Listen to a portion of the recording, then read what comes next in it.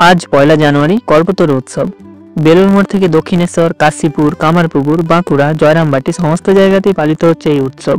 বিভিন্ন জায়গায় বিভিন্ন অনুষ্ঠানের মধ্যে দিয়ে এই উৎসব পালিত হয়। রামকৃষ্ণ মিশনের আশ্রম ও যে জায়গায় রামকৃষ্ণ মিশনের মঠ প্রতিষ্ঠিত, প্রায় সব জায়গাতেই আজ মহাসমারোহে এই অনুষ্ঠান হচ্ছে।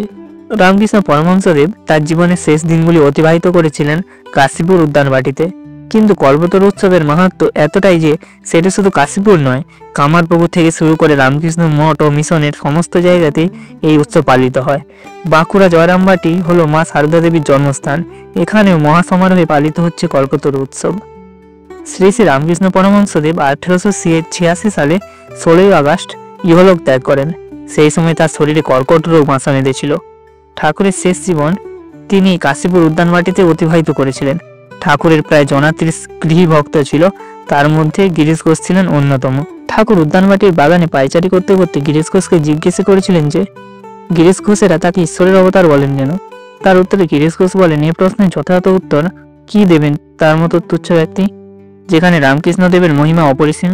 সেই দিন সেই সময় শ্রী রামকৃষ্ণ দেবের ভাব সমাধি হয়। তিনি ভক্তদের আশীর্বাদ করেন সকলের চৈতন্য হোক বলে। ভক্তরা চেঁচিয়ে বলে ওঠে, আজ ঠাকুর কল্পতরু হয়েছেন। সেই থেকেই এই উৎসবের শুরু। ঠাকুর চেয়েছিলেন ভক্তদের মধ্যে আধ্যাত্মিক চেতনা জাগ্রত হোক, তারা অন্ধকার থেকে আলোর দিকে মুক্তির পথ খুঁজে পান। আজ এই বিশেষ দিনে দক্ষিণেশ্বর কালীবাড়িতেও উদযাপিত হচ্ছে এই বিশেষ উৎসব। কাশীর উদ্যানবাটিতে রাত থেকেই ঢল নেমেছে ভক্তদের। প্রতি বছর পয়লা জানুয়ারিতে এই উৎসব পালিত হয়ে থাকে। এবছরও তার ব্যতিক্রম নয়। দিকে দিকে ধ্বনিত হচ্ছে জয় শ্রীরামকৃষ্ণ নাম, কারণ আজকের দিনে তিনি হয়েছিলেন কল্পতরু। বলা হয় আজকের দিনে যে যা চায় ঠাকুর তাকে তাই দেন। বিশ্বাস করা হয় ঠাকুর আজকের দিনে কখনো কাউকে খালি হাতে ফেরান না।